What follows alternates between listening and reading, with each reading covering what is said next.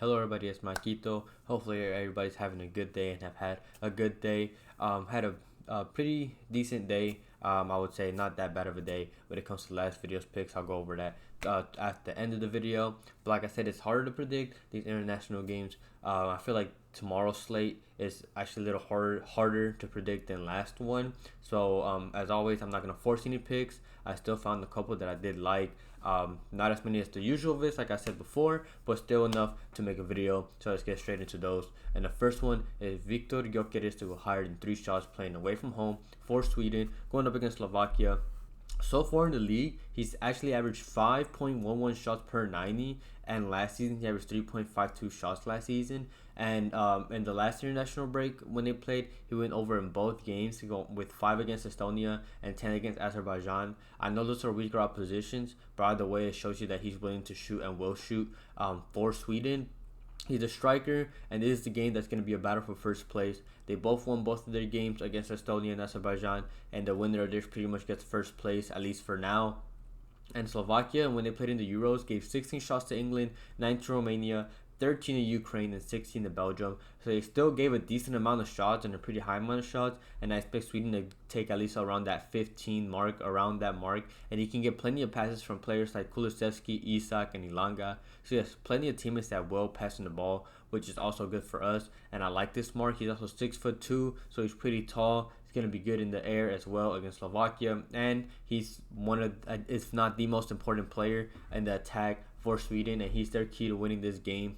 And even if he doesn't get passes from his teammates, like let's say not as many as he would like, he's still a great dribbler who can hold the ball and create his own opportunities. And I just feel like 3.0 is where his mark usually is, even for like his league games and stuff like that. And Slovakia is not like a good defensive team or anything. They held opponents to lower goals, but they still allowed a good amount of shots, which is what we want. So I like this mark for a striker like him, for Viktor Gyökeres to go higher than 3 shots. And then the other prop that I like is Mykhailo Mudryk to go higher than 2 shots assisted, playing at home for Ukraine, going up against Georgia. I looked at other Ukrainian players such as Dovbyk or even Mudryk as well for his shots instead of shots assisted, but I like his shots assisted. That's the one I went with. He hasn't had much playing time for Chelsea, but he's very pivotal to the Ukrainian attack. In 2 games that he's played for Chelsea, I believe in the FA Cup, EFL Cup, whatever he's played in the 2 games where he's actually been able to play full minutes, he's had 2+ in both of those games. He's had 2 in those games. And then when he played in the Nations League game against Czechia, he went over away from home with 4 in that game. He had 9 crosses, 1 long ball, and 4 corners taken. So he's a set piece taker, so he's going to take those crosses. And even when he doesn't have set pieces, he still crosses the ball when he's on the wing as well. And he also likes to send through balls, not just crosses. So he just likes to pass the ball in general, which is what we want and what we want him to do in this next game. And he's going to have a speed advantage because Georgians defenders, they play like a 5-back, but their defenders are slow, and Mudryk is really, really fast and a great dribbler, so he's going to want to take advantage of that matchup. So he's going to be, again, very pivotal to their attack. And he's had 2+, and in the 2 Euro games that he played in before he came off injured, he had 2+ in both of those games. He had 3 and 1 in 2 of the other. So even in the Euros, he was playing great up until that injury. So I don't see why he can't do the same thing against Georgia. And if you look at the games that Georgia played in the Euros, while they have had a decent form in the last international break, if you look at the Euros, on average they allowed 26 shots, and Ukraine needs to take advantage of that defensive gap that Georgia had, because Ukraine lost both of their games and Georgia won both of the games. So this is going to be Ukraine fighting to get points, and Georgia, even if they get a point, they're still going to be first place. So Georgia, I'm sure, will be content with the draw. Obviously, if they win, it's going to be better for them, but there's going to be plenty of gaps for Ukraine to find, and Mudryk just has to find those through balls, find those crosses, get those corners in, and we just need to get at least 2 shots assisted.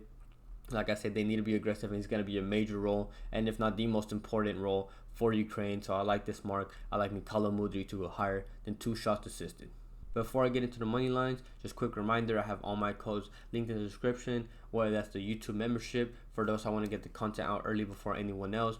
Great way to support the channel as well. That's linked there. And then I have my other codes, such as my underdog, my PrizePicks, which is where the player props are meant to be played on, and Fliff, which is where the money line plays are supposed to be. That's linked in the description, as well as my Cashapp if you're ever feeling generous and want to donate. Never required, but always much appreciated. Any of that, anyway, even a like, a comment, anything. Just really want to thank anybody who supports me in any way. I have a couple money line plays, and the first one is both teams to score in the Ukraine and Georgia game. Georgia, like I mentioned earlier, are in good form in the last 2 games, winning both games against Albania and Czechia, which obviously means they scored in both of those games. And while Ukraine have lost both games that they've played in, it has been due to defense, not offense. They scored 1 against Albania and 2 against Czechia. So both teams have been doing good when it comes to scoring. It's just Georgia's been a little better defensively, but I still expect Ukraine to be able to score in this matchup against Georgia. Ukraine have plenty of attacking options, or good attacking options, with Mudryk, Dohbik, Yarmolenko, while Georgia have Kvaratskhelia and Mikhailidze, which is all they need. All their goals, like 80% of the goals they have one or the other involved in them, which is all they've been doing, which is all they need. And Georgia are fighting to stay on top, while Ukraine are at home fighting to survive. So both teams want the win really, really bad.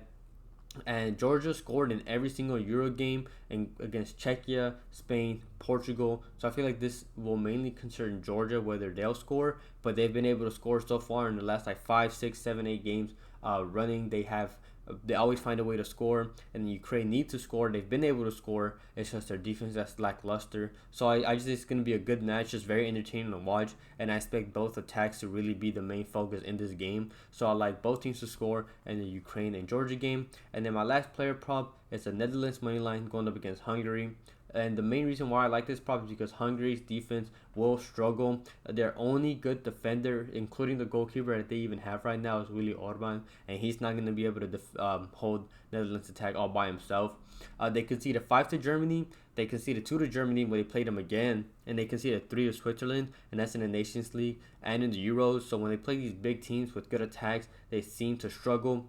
And I expect the same thing to happen against the Netherlands. They have a strong attack. It is not really for say because they have like big names. Yes, they have good players and world-class players, but they don't have any big names. But the reason why they're able to score is because if you watch them, they have great chemistry on the field with players like Broby, Simmons, Gakpo, and Reinders. It's not like they have, like I said, great major attacking threats. It's just that they play really good off the counter and just with chemistry. And Gakpo just plays on a different level whenever he plays for the Netherlands for some reason, and that's because he gets to play on the wing instead of up top.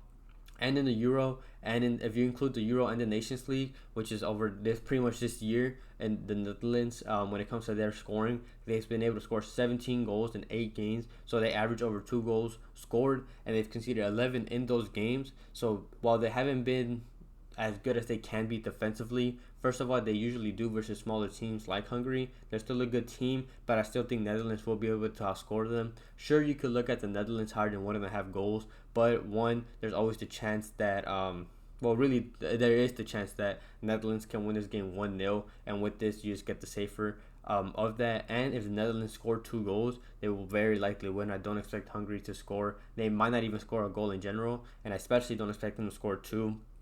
And a win here for the Netherlands pretty much secures them a top 2 spot, which is safety for them. After this game, they'll have 7 points, while the other 2 bottom teams, Hungary and the other team, will have just 1 point, assuming that Germany beats them. So they'll pretty much have a top 2 spot secured with this win, and with the defense of De Ligt and Van Dijk and Dumfries in the back. They have a solid defense. They have a good chemistry up top, and I think they're just a better team that can get the job done. So I like the Netherlands money line going up against Hungary.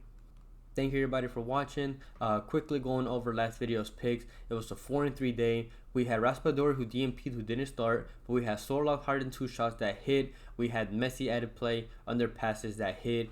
Joel shots hit as well, and then France -1.5 hit as well. And then I underestimated Bolivia. I knew that Colombia might have struggled a little bit because of the altitude, but I still had faith that they would still win. They weren't even able to score even with Bolivia as a man down, so that was just really surprising. Dale to get a shot. He had a couple chances created, but he just didn't take the shot, which was unfortunate. And then I had Openda added play.